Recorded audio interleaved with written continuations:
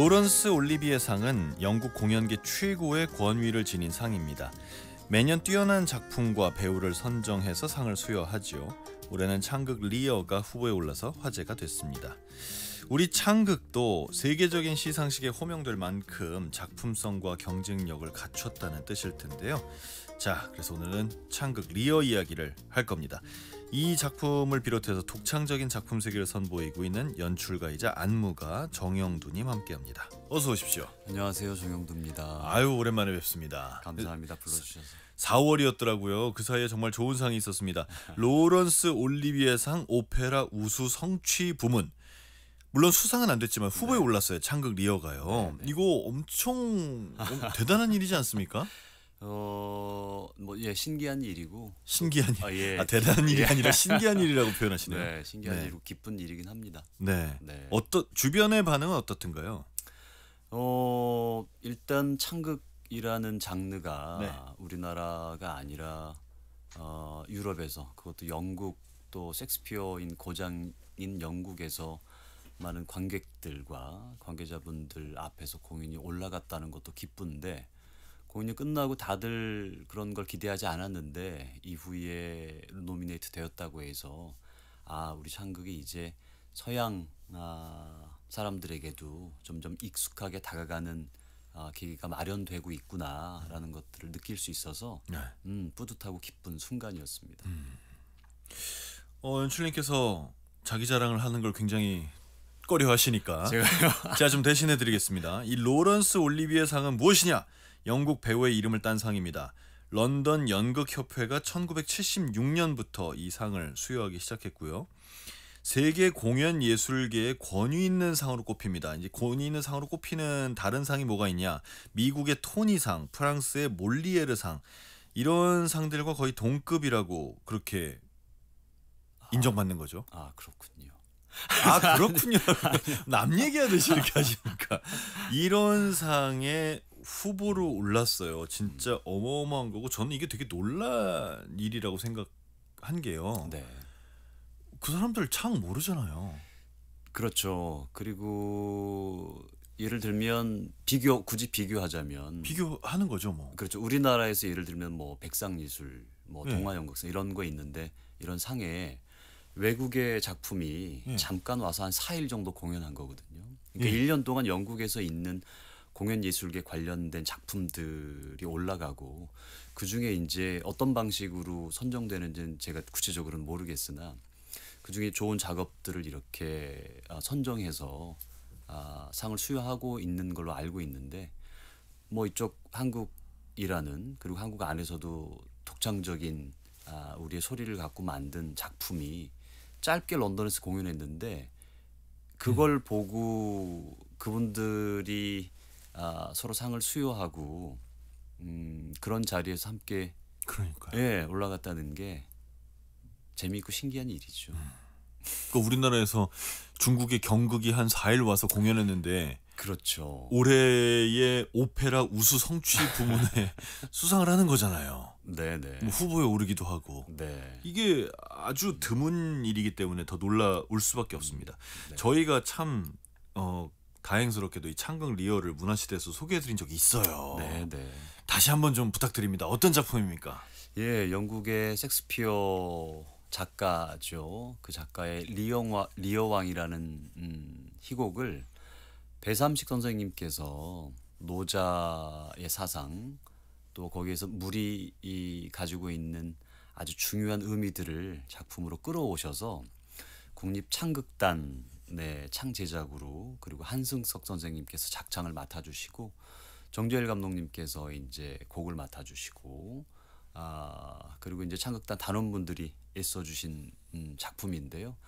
2022년에 초연했고요. 24년에 다시 재연했던 작품입니다. 24년에 재연하면서 좀 달라졌습니까? 초연하면서 조금 아쉬웠던 부분들을 좀 보강을 했고요. 네. 그리고 그의 재연하면서 이제 작년이죠. 바비칸 센터, 영국 바비칸 센터하고 얘기가 돼서 공연을 하게 됐던 그런 계기가 되었습니다. 그러게요. 영국의 바비칸 센터, 뭐 우리로 치면 뭐 세종문화회관이나 예술의 전당이나 이렇게 나름 이름 있는 네, 큰 네. 극장인데 여기서 공연을 하셨어요. 그런데 참 런던이라는 데가 영국이라는 데가 네, 네. 공연하기 되게 부담스러운 데일 것 같아요. 왜냐면 이 사람들 셰익스피어 보고 자란 사람들이잖아요. 그렇죠. 몇백 년 동안 이미. 그죠? 네. 어땠습니까? 이 올라가기 전엔 어땠고 올린 다음엔 어땠고 관객은 어떻든가요? 네. 거기 가면서도 이제 한편으로는 흥분됐던 점은 네. 말씀하신 것처럼 섹스피어의 고장에서 섹스피어의 작품을 가지고 올라가는 거고, 또 섹스피어 작품이긴 하지만 우리 식대로 새롭게 해석하고, 배산엽 선생님이 또 이야기를 노자사상을 끌어와서 다르게 버무렸기 때문에 이게 그분들 눈에 어떻게 보여질지 궁금했고요. 근데 공연 때도 그랬고, 또 작년에 그 노미네이트 되면서 다시 문화원에서 영국에 있는 이제 런던 한국문화원에서 다시 이제 시사회를 했어요. 상영 공연 영상을. 근데 네. 관객들로부터 굉장히 신선했다라는 평을 좀 많이 들었고, 이런 작품들이 공연 이외에도 다른 영상들을 통해서 넷플릭스나 OTT 여러 OTT를 통해서 좀 접했으면 좋겠다라는 얘기를 들었습니다. 그 OTT에도 올라가 있습니까? 지금 아마 아직 많은 준비는 안 된 네. 거고 아마 준비가 좀 필요할 텐데요. 아직 올라가 있지는 않고요. 네. 예정이 있군요. 그러니까 그런 스트리밍 서비스가 그 외국은 사실 이제 오래됐잖아요. 네네네. 극장이나 제작을 할 단계부터. 그래서 이제 그런 공연을 할 때 이미 그런 영상을 만들 준비를 그렇죠. 하는군요. 애초에 이미 좋은 DVD, 어. 좋은 음원 이런 것들을 위해서 하는데 우리나라는 조금 늦었지만 네. 그런 식으로 외국 그 관객분들이 우리나라의 많은 전통 예술 작품들을 그런 식으로 가깝게 접할 수 있었으면 좋겠다, 이런 희망들을 많이 얘기하셨습니다. 그거 되게 중요한 얘기네요. 네, 좀 빨리 돼야겠습니다. 네, 저는 근데 이 킹 리어란다. 저 창극 리어 네, 얘기를 들을 때마다 저는 한국 사람인데 네, 제가 듣기에도 이걸 이렇게 연결한다고 하고 좀 놀라는 지점들이 몇 개 있어요. 네, 네. 그 중에 하나가 노자 사상이라는 점이고요. 네. 그 노자 사상 중에서도 특히 그 인생과 물을 연결짓는 그런 게 있잖아요. 네, 네, 이게 한국 사람인 저한테도 희한하게 들리는데 네. 외국인들은 얼마나 희한하게 들릴까 싶어요.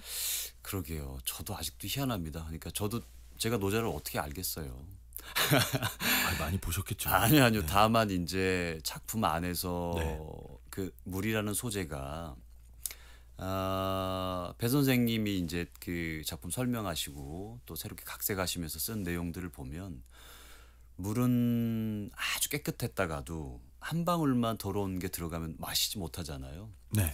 그리고 노자 사상에서 얘기하는 것처럼 어쨌든 위에서 아래로 흘러가고 결국에는 모든 하천들과 강을 만나지만 끝내는 바다에서 다 같이 만나게 되고, 이런 과정들이 녹여져 있는데 그게 굉장히 자연스럽게 리어라는 중심 인물 그리고 그 딸과 사위 이 권력 관계에서 외국 분들이 보시기에도 전혀 어색하지 않게, 또 기존에 봐왔던 셰익스피어의 여러 각색들과도 굉장히 다르게 버무려져서 우리나라 관객들에게도 사실은 리오 왕은 스토리 그 자체는 낯설지는 않은 작품인데 그것들이 어떻게 그 무대 안에서 실제 한 20톤이 넘는 물들이 등장하거든요. 단원들이 거기에 빠지고 그 안에 첨벙거리고 노래하시면서 이것들이 시각적으로 드러나고, 또 그 안에서 인물 관계가 물이라는 소재랑 굉장히 잘 연결돼서 그것들이 낯설지만 또 익숙하게 즐기는 포인트가 되지 않았나, 그런 생각을 합니다. 지금 어색하지 않을까라는 생각을 하셨다고 했는데 저는 사실 네. 어색보다는 뭐라 그럴까, 만약에 우리나라 사람이 아닌데 이렇게 봤다면 엄청 창의적이었다고 생각했을 것 같아요. 네. 엄청 새로웠다고. 아니 사실 제가 안 봤지만 네, 네. 얘기를 듣는 순간 연결되는 면이 있거든요. 진짜 그렇게 바라볼 수 있겠구나. 그러니까 뭐 완전히 독창적인 해석인데 독창적이기만 한 게 아니라 한국적인 생각을 확 집어넣은 거잖아요.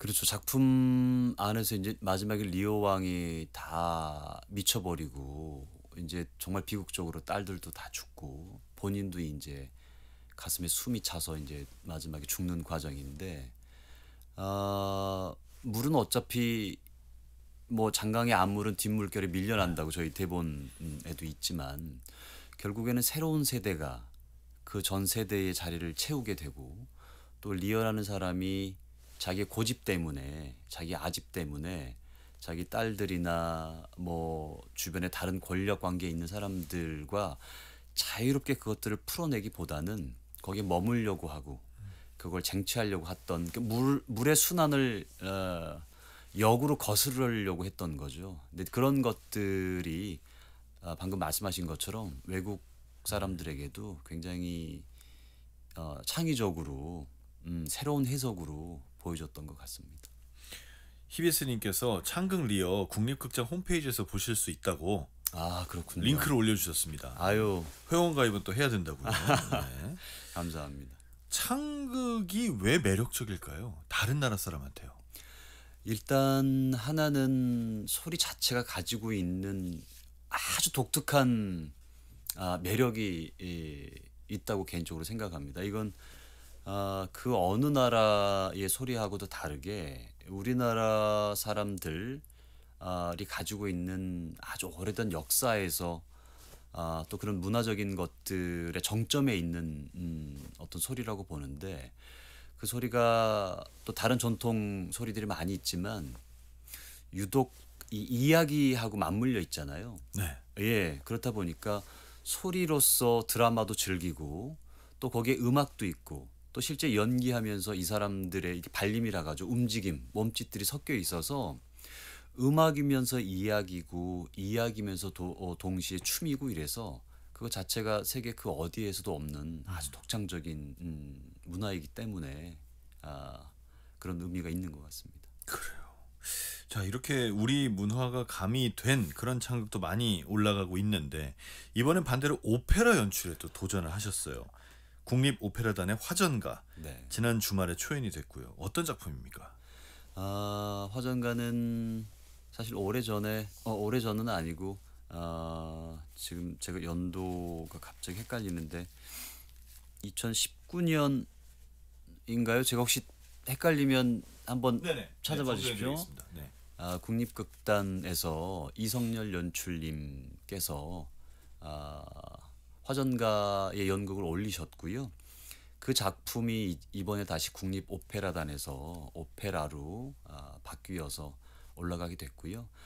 작가님은 당연히 배산십 작가님께서 오페라로 다시 각색을 해주셨고 최우정 작곡가님께서 연극을 보실 때부터 또 대본을 보실 때부터 오페라로 하고 싶어 하셨고요. 그래서 9명의 여인들이 주인공 김씨라는 주인공의 환갑잔치에 다 같이 이제 집에 모여서 1년에 단 하루 봄에 이제 진달래 피고 하면 그 화전을 붙여서 전에 꽃을 얹어서 화전을 붙여서 이제 산에 놀러 가는 그런 행사가 있는데 그날을 기점으로 벌어지는 이 9 여인들의 이야기입니다. 네.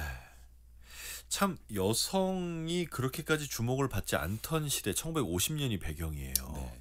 그렇기 때문에 이 표현도 좀 달라야 되지 않나 싶거든요. 네. 연출하실 때는 어떤 마음으로 하십니까? 가장 크게는 역시 이제 대본이 가지고 있는 분위기, 그 다음에 대본을 통해서 나온 이 음악의 분위기, 그것과 어울리는 무대를 구성해야 되니까 그게 연출로서는 이제 가장 중점을 뒀던 부분이고요. 또 하나는 오페라는 사실 서양 양식이기 때문에 그렇죠. 네. 기본적으로 오페라라고 생각하면 아마 오페라를 떠올리는 이미지들이 아마 관객분들이 있으실 텐데 이 화전가는 우리 이야기잖아요. 그렇죠. 그래서 어떻게 하면 기존에 가지고 있는 오페라의 그 이미지하고 다르게 우리나라의 이미지 그리고 그 당시의 이미지들을 무대에 잘 올릴까. 그리고 동시에 그러면서도 음악적인 구조에서 벗어나지 않고 자연스러운 무대가 되게끔 할까, 그것들이 고심의 지점이었습니다. 지금 말씀만 들어도 얼마나 생각을 하셨길래 이렇게 바로 얘기가 나오실까 싶습니다. 고민을 했다는 게 어떻게 보면 선을 탔다는 얘기인가요? 너무 이쪽으로 가지도 않고 너무 저쪽으로 가지도 않게. 그러게 하나는 이제 저 스스로도 늘 작품하면서 두는 중요한 기준 중에 하나는 자연스러움이거든요. 자연스러움. 예, 그러니까 그 부분이 좀 어렵습니다. 눈에 확 띄고 뭐가 이게 번쩍번쩍하고 이런 시선들이 막 가잖아요. 그리고 그런 부분들은 이제 금방 보여서 아 좋다, 혹은 뭐가 잘못됐다 이렇게 보이지만, 사실은 이 마무리가 잘 된 부분들은 금방 느껴지지는 않습니다. 그냥 뭐가 있었나 이런 거지. 그래서 저 스스로 연출의 입장으로서 곡이나 또 혹은 장면 상황상 그렇게 모아줘야 되는 부분들은 모아주지만, 그렇지 않은 부분들에서 정말 물 흐르듯이 혹은 있어야 할 것들이 있어야 되는 장소, 그리고 나와야 할 때 나와야 하는 것들, 그래서 보시기에 뭔가 튄다, 이 부분 뭔가 이상하다, 이런 것들이 많이 없는 게 저 스스로에게는 굉장히 중요한 기준이거든요. 네. 그리고 그런 것들을 만들기가 어렵고요. 그런 포인트를 자연스럽다고 보시는군요. 저는 저의 기준으로서. 튀지 않는. 네. 네. 근데 여기서 좀 튀는 게 하나 있긴 해요. 네. 왜냐면 아리아는 표준어로 부르는데 대사는 사투리로 하잖아요. 그렇죠, 그렇죠. 네. 예, 아리아도 이제 어떤 부분들은 좀 사투리가 들어가긴 하는데, 그 부분은 이제 최소한의 그 양식적 허용으로 좀 봐주시면 네네. 감사드리겠습니다. 그러니까 아마 초반에 그 작가님하고도 작곡가님하고도 또 저도 이제 곁에서 들을 때 음악을 전달하기 위해서 음과 음 사이, 그다음에 우리나라가 가지고 있는 그 발음을 얹어서 전달할 때에 할 수 없이 이제 그 타협해야 되는 부분들이 있어서 네네네. 예, 그렇게 정리한 걸로 알고 있습니다. 그렇군요. 작품을 준비하다 보면 우리가 잊고 있었던 어떤 역사나 네. 문화나 네. 이런 생각을 많이 하게 되실 것 같아요. 아무래도 이번 화전가는 이제 그 해방 이후 그리고 한국 전쟁을 한 2달여 남겨둔 상황에서 벌어진 이야기다 보니까, 그 전후에 어떤 일들이 벌어졌는지를 이제 연출의 입장에서는 리서치를 안 할 수는 없었고요. 그래서 리서치하면서 저도 몰랐던 저희 할머니, 네. 그리고 이제 어머님, 아버님 세대 분들이 어떻게 지내왔는지를 좀 알게 됐고, 해방 전후로 또 한국 전쟁 전후로 여성들의 삶이 담긴 구술서나 자료들을 보면서 저 스스로의 이제 뭐라고 그럴까요? 또 다른 세계를 네. 작품 안에서 보여지는 건 이제 여러 가지 뭐 가사나 대사로 드러나지만, 보이지 않는 것들을 제가 또 어떻게 구축할 것인가, 그것들이 없으면 또 구축하기가 어려워지니까요. 그런 의미로 리서치하고 자료 조사를 하기도 하고 그렇습니다. 자, 그럼 음악 듣고 와서 계속 얘기 나눠보겠습니다. 정미조의 귀로를 선곡을 해주셨어요. 네. 네, 왠가요? 저기 먼저 이 말씀을 드리면, 지난번 창극 리어 때도 그렇고 네. 이번 오페라 화전가 때도 그렇고 조연출과 조안무로 참가해 주신 김정수님이 계세요. 네. 이번 작품 준비하면서 저도 한참 정신이 없어서 무슨 곡을 선곡하지라고 생각하다가 우리 김정수 조연출님, 조안무님께 한번 여쭤봐야 되겠다. 그래서 5분 내외로 2곡 좀 선곡해 주셔라고. 네네. 이 프로그램을 얘기하진 않고 그래서 네. 2곡을 선곡해 주셨어요. 네. 그래서 곁에서 애써 주셔서 감사하다는 마음도 빌어서 대신 전해드리고 싶고 또 제가 선곡하는 것보다 또 조연출님 선곡하시는 곡의 신선함도 저도 좀 듣고 싶고, 그래서 네, 부탁을 드려서 알겠습니다. 선곡된 곡입니다. 자, 김정수 조연출께서 골라주신 곡입니다. 정미조의 귀로 함께 들으시죠.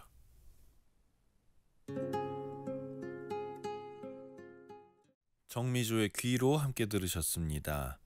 새싹 문자예요. 0238님 반갑습니다. 지금 정영도 연출가님과 관련된 인터넷 기사 읽으면서 라디오 청취하고 있습니다. 앞으로도 여러 가지 창작 활동을 오래도록 해주셨으면 감사하겠습니다. 나단715님, 요즘 한국 문화에 대한 관심이 많아져서 창극도 곧 상을 받을 날이 올 거라 생각합니다.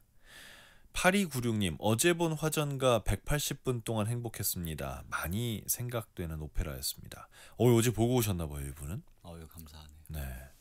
7180님, 어제 오페라 화전가 보고 왔습니다. 이분도네요.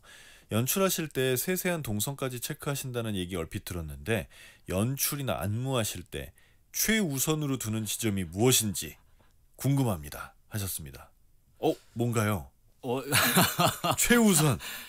역시 아까 자연스러움이 최우선입니다. 거슬리지 않게 한다. 예. 그럼 새로운 시도를 안 하신다는 뜻입니까? 아닙니다. 그런 건 아니고 네네. 새로운 게 들어와도 앞 뒤의 상황, 그다음에 공간적인 상황 자체가 갑작스럽다라든가. 물론 이제 공연할 때마다 좋은 게 10가지 혹은 아쉬운 게 1가지면 그 10가지보다 1가지가 더 늘 걸리기도 하지요. 그런 것들이 가능하면 없었으면 좋겠다. 그리고 이제 작품 안에 들어가면 무엇보다도 저 스스로가 그 안에 들어가 있어야 되니까 그 환경을 만드는 것이 좀 쉽지가 않고 거기에 들어가는 것을 사실은 작품과 별개이지만 별개가 아니어서 그걸 제일 중점으로 두고 있기도 하죠. 거기에 있으면 안무 동선을 하든 연출을 하든 자연스럽게 흘러나오는데 제가 그 상황에 들어가 있지 않으면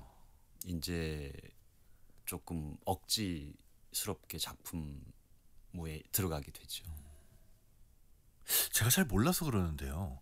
그 자연스러워야 된다 혹은 튀지 말아야 된다 앞뒤랑 연결이 잘 돼야 된다 이거는 네네. 모든 연출가가 다 그럴 것 같거든요. 그럴 것 같습니다. 근데 그 부분을 딱 짚어서 말씀하시는 건 네. 다른 연출하시는 분들과 또 다른 어떤 정영두만의 어떤 지점이 있는 겁니까? 구성을 많이 생각하는데요. 구성이라고 하면 서로 다른 2가지 요소들을 하나의 시간과 하나의 공간에 버무리는 일인데요. 예를 들면 어떤 장소, 집에 들어갔는데 평소에 늘 있었던 것들이 그곳에 있지 않으면 뭔가 이상함을 느끼잖아요. 그래서 신선할 때도 있죠. 그리고 그래서 신선할 때도 있지만 뭔가 부자연스러울 때도 있습니다. 네. 공간적으로. 그리고 시간과 공간은 벗어나진 않잖아요. 둘이 함께 맞물려 있으니까. 같이 다니는 시간적으로도 이야기도 마찬가지입니다. 이때 그 인물이 나와야 되거나 이때 그 인물이 들어가야 되거나 혹은 그 인물이 나왔을 때 조명이 이렇게 들어와야 되거나 시간상으로도 나와야 될 때 나와야 되는데 들어가야 될 때 들어가야 되는데 이것들에 대한 자연스러움 그래서 그것들이 신선할 때도 있고 똑같은 반복된 얘기지만 그것들이 어긋나서 불편하게 보일 때도 있고 신선해야 되면 역시 흐름 안에서 굉장히 신선해야 되고 자연스러워야 된다면 역시 눈에 튀지 않고 자연스러워야 되고 이 조절들이 역시 제일 어렵죠. 저뿐만이 아니라면 다 그럴 거라고 생각합니다. 근데 이제 특히 그걸 중점적으로 두신다고 했는데 네. 참 지금 얘기 들으면서 그랬습니다. 어떤 거는 굉장히 신선한데 똑같은 게 어떤 거는 이상할 수도 있다. 그렇죠. 그러면 그거를 신선하게 보느냐 이상하게 보느냐가 중요한 기준인 거고 그거를 감각이라고도 볼 수 있는 건데 그럴 수 있습니다. 네. 그러면 연출님께서는 그 연출로서의 정영두의 감각이 굉장히 중요한 분이시군요. 그렇죠. 그러니까 감각이라는 단어는 아마 모든 분들에게 중요할 텐데 제가 저의 감각이라고 단어를 저의 것으로 설명드리면 작품을 만들 때 저의 감각을 믿을 수밖에 없고 당연하죠. 저의 감각을 가장 예민하게 하기 위해서 아까 말씀드린 것처럼 그 예민한 상황을 만들기 위해서 작품을 하는 기간이나 작품을 들어가기 전이나 그런 것들이 중요하다고 말씀드린 거고요. 관객분들이 계셔야 공연 예술이 당연히 존재하지만 결국에는 관객분들은 제가 연출하고 안무한 음식들을 맛보러 오신 분들이니까 제가 어떤 관객분들이 어떤 입맛에 오시는지 그건 늘 변수거든요. 그럼요. 모든 분들 다 맞출 수는 없고 때에 따라서는 A라는 음식 드시고 싶으신 분이 제가 만든 음식은 B인데 이렇게 오실 수도 있는 거고 그럴 땐 할 수 없죠. 서로 감각이 달라서 죄송합니다. 그래서 그분을 염두할 수는 없고 제가 생각하는 제 감각을 통해서 나오는 작품이 어쨌든 최선을 다해서 완성도 있는 데까지 가기 위해서 아까 말씀드린 그 시간과 공간 안에서의 자연스러운 구성 그것들이 불편하지 않게 가능하면 신선하게 그렇게 해보려고 합니다. 그러면 이게 대부분의 관객에게 네. 어떤 공감도 줄 수 있어야 되고 그분들에게 새로운 감각도 줄 수 있어야 되고 그러면서 그분들이 이거를 좋아하고 긍정적이고 받아들이고 뭐 그렇게 기쁘게 신경 써줘야 되고 네. 그렇게 만드는 그 기준이 되는 정형도의 감각이 저는 지금 굉장히 중요하다고 생각이 되거든요. 네, 그럼 네. 이거를 혹시 내가 더 갈고 닦고 더 반짝반짝하게 하기 위해서 네. 뭘 하십니까? 어떻게 해야 되나요? 그러게 많은 것들이 아마 필요하겠죠. 네네. 당연히 기술적으로도 그러니까 제 분야만이 아니라 인접 예술들에 대해서 관심도 기울여야 될 테고. 인접 예술.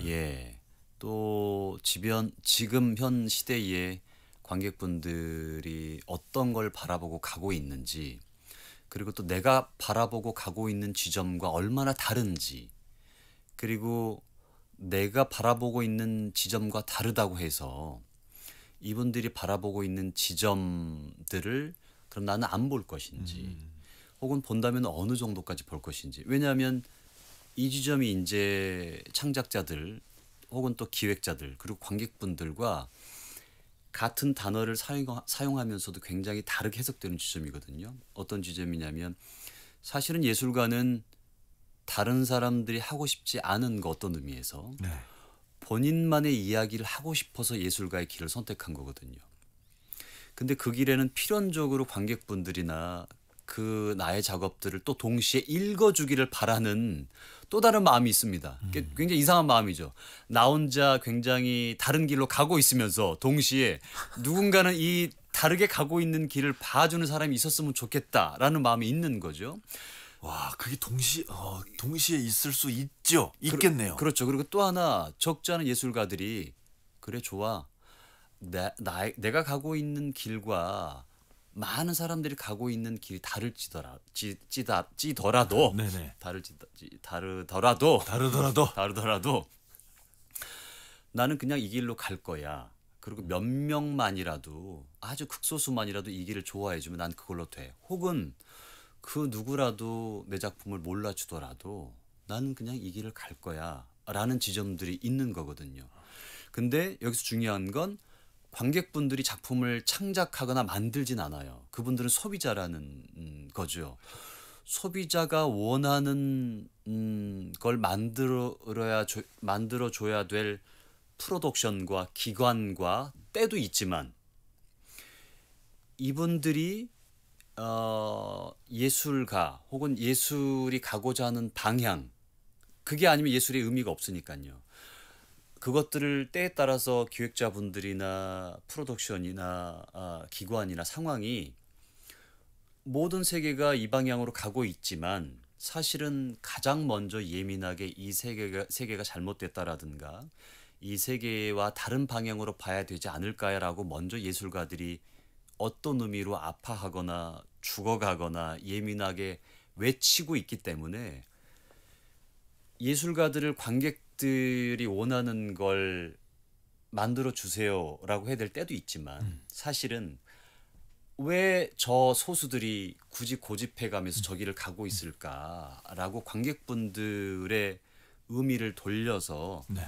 바라보게 만들어주는 때도 좀 필요하지 않을까라고 생각합니다. 감각에 대해서 얘기를 하다 보니까 갑자기 정형두의 예술론이 되는 거기까지 얘기가 발전하는 것 같은 느낌이 들어요. 네. 네. 자, 저는 오늘 아주 재밌는 얘기를 들었다고 생각이 됩니다. 관객이 가고자 하는 방향으로 가는 것도 필요한 일이고 근데 예술가가 나는 여기가 필요해라고 생각하는 지점도 필요한 거고 그 둘을 어떻게 잘 관리하느냐. 그렇죠. 예술가는 사회운동가가 아니거든요. 그럼요. 예술가는 좀 다르죠. 자원봉사자도 아니고. 네네네. 근데 때에 따라서 적지 않게 특히나 요즘처럼 이제 SNS나 대중들의 코멘트나 피드백들이 금방금방 수용되는 상황에서는 작가들은 본인의 심지를 단단하게 잡지 않으면 자원봉사자나 사회운동가 혹은 정치인이 되기가 쉬워요. 근데 예술이 자원봉사자나 정치인이나 메신저가 돼버리면 그건 더 이상 예술의 역할을 할 수 없는 거거든요. 그건 예술이 아닌 게 돼버리는 지점이 있기 때문에 그래서 반드시 메시지가 있어야지만이 좋은 예술도 아니고 메시지가 때로는 없어 보여야 의미가 없어야 그 안에서 의미가 생기는 지점인데 그런 지점들에 이제 작가도 그렇고 창작진도 그렇고 관객분들도 그렇고 서로 이제 그 지점을 이해하는 순간들이 많아지면 좋겠죠. 엄청 어려운 거군요. 저는 일단 그 심지를 단단하게 잡아야 된다 그 말에서 와 이거 너무 고통스럽겠구나라는 생각이 좀 들었습니다. 네, 이 다음 작업 이제 국립현대무용단에서 11월 말에 하는 작업이 이제 네, 네. 항해라는 작업인데요. 어릴 때부터 제 나이 비슷하게 이제 보이저호 그 탐사선 보이저호 네네. 1, 2호가 그 우주를 탐사하기 위해서 떠났잖아요. 가끔 탐사선들을 보면 평생 하나의 좌표만 보고 날아가잖아요. 그렇죠. 네. 그리고 수많은 탐사선들이 중간에 사라지고 가끔 눈물 나게 고마울 때가 있어요. 야, 나는 때에 따라서 누가 지금 세상이 이러니까 뭐 하니까라고 흔들릴 때도 있는데 오직 하나의 좌표를 찍고 본인의 에너지가 다할 동안 그리고 어느 순간은 통신이 끊어지더라도 무한의 공간으로 날아가는 거잖아요. 저렇게 갈 수 있을까? 내 삶이나 내 어떤 예술의 지점이 그 지점까지 갈 수 있을까? 그리고 가면 너무너무 좋겠다. 그 사이에 얼마나 고독해요. 그 암흑 물질의 공간을 채워가면서. 외롭죠.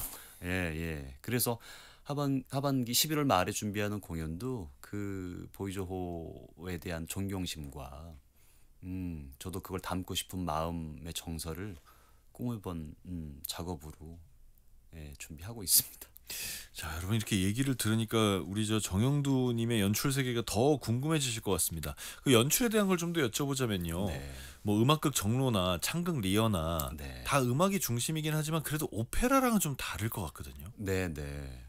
각 장르마다 가지고 있는 굉장히 매력이 있는 것 같아요. 그러니까 이번에 최정 선생님께서는 이제 그 프로그램 노트에도 쓰셨지만 기존의 서양 오페라가 가지고 있는 것들보다 조금 음악극에 가깝게 쓰셨다라고 하셨는데 그래도 불구하고 이제 오페라를 만드는 제작 시스템이나 또 성악가 선생님들 그리고 또 많은 코러스 분들이 함께 해주셨기 때문에 기존의 창극에서 만났던 그분들의 소리 그리고 그 위에 이제 연출이나 안무를 얻는 것보다 훨씬 어떤 의미로 그 다양한 화성들과 또 전혀 우리나라 창극과 익숙하지 않은 다른 창법으로 이렇게 저분들이 소리를 뱉고 연기하셨을 때 어떤 움직임과 안무가 필요할까 이제 이런 지점들을 발견하게 되는데 그런 지점에서 이제 어떤 장단점이라기보다 각 장르가 가지고 있는 매력들이 굉장히 제 개인적으로 큰 경험과 배움이 많이 됐던 작업입니다. 그 말씀하신 최우정 작곡가 또 배삼식 작가 이전에도 정로에서 같이 합을 맞췄었고 네. 이번 오페라도 같이 함께 하셨지 않습니까? 네, 네. 어떻습니까? 이분들은 같이 일하기 편한 동료십니까? 왠지 다들 그 이 감각이 날카로운 분들이라. 예. 먼저 제가 그 방송 끝나기 전에 잊어버릴까 봐. 네네. 네. 제가 존경하는 고선웅 연출님, 네. 또 사랑하는 그 최정 작곡가님, 뮤지컬 광주는 이 두 분이 함께 만드신 작업입니다. 제가 연출한 작업은 아니었고요. 제가 잘못 말했나요? 네. 소개할 때 잘못 말했군요. 예, 예. 아이고, 제가 죄송합니다. 제가 감사하지요. 근데 또 네. 예, 고선웅 연출님과 최우정 작곡가님 그리고 거기 관계자분들과 관객분들이 계시니까 이거 제가 한번 정정 네. 해드리고요. 제가 잘못 말했습니다. 죄송합니다. 최유정 작곡가님과 배삼식 선생님 두 분 다 제가 사랑하는 분들이고요. 네. 때에 따라서 관객분들이 서운하실지 모르겠지만 이럴 때도 있습니다. 어떤 작품은 그래 이 작품은 오직 우리 어머님이 행복하시면 된다. 때에 따라서는 나의 누가 행복했으면 좋겠다. 때에 따라서는 최유정 작곡가님과 배삼식 선생님께서 흡족하시면 좋겠다. 왜냐하면 그 두 분이 글을 쓰시고 곡을 만드셨기 때문에 그 두 분이 흡족하시면 동시에 프로덕션과 관객분들도 자연스럽게 흡족하시리라고 생각이 되거든요.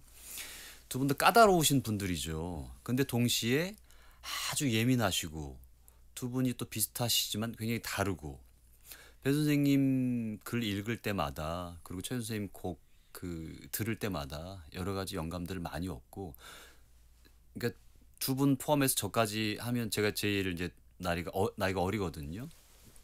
근데 늘 작업할 때 깍듯하게 해주시고 제가 부담스러울 정도로 제발 함부로 좀 대해주셔라 라고 하시는데도 작업에 관련해서는 이제 그렇지 않고 이제 편한 뭐 술자리나 이럴 때는 이제 가끔 그렇게 해주실 때가 있지만 그래서 제가 많이 배우고 참 전생에 복이 많다 이렇게 느끼고 있습니다. 하지만 왜 이 두 분 모시고 작업하는 것도 좋지만 자칫 두 분도 다른 작가분들하고 또 많이 하지만 저 역시 자칫 그 주변에 많은 작가분들 또 음악 하시는 작곡가 분들하고도 작업을 많이 하고 있고요. 그래서 이 자리를 빌어서 또 말씀을 드리면 그 어떤 작가님 작곡가 분들이라 하더라도 많은 연락 부탁드립니다.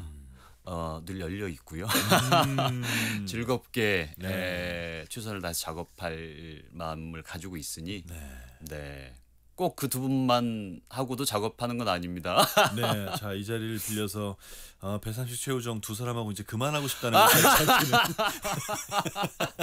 아유 제 마음을 감사합니다. 네. 아니요 늘 좋죠. 늘 함께 하고 싶고 예. 그럼요. 제 농담입니다. 0012님께서 너무 좋은 목소리와 톤으로 귀한 말씀 해주셔서 시간이 짧아요. 감사해요 하셨고요. 6089님이 정영두님 작품에 대한 가치관을 듣다 보니 엄청 섬세하고 예민한 감성이 전달되는 게 느껴집니다.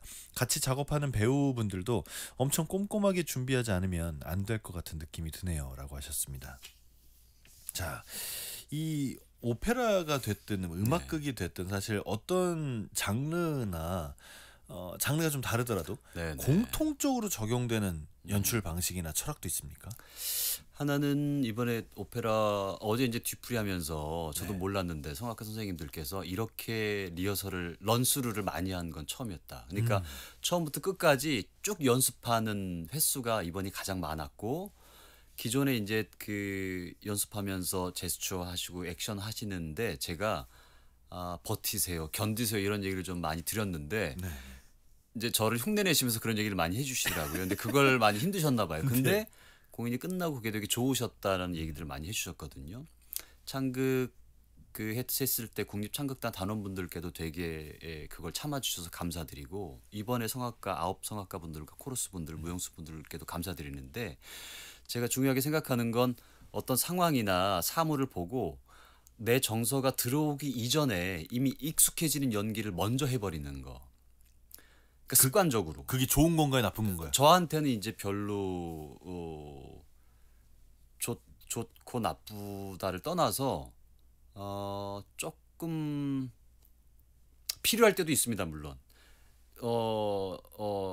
양식적으로 허용될 때가 있는데 내가 저 사람의 연기에서 내 감정이 들어오기 전에 미리 연기를 해버린다는 건 저 사람의 대사나 음악을 충분히 듣지 않는다는 거거든요.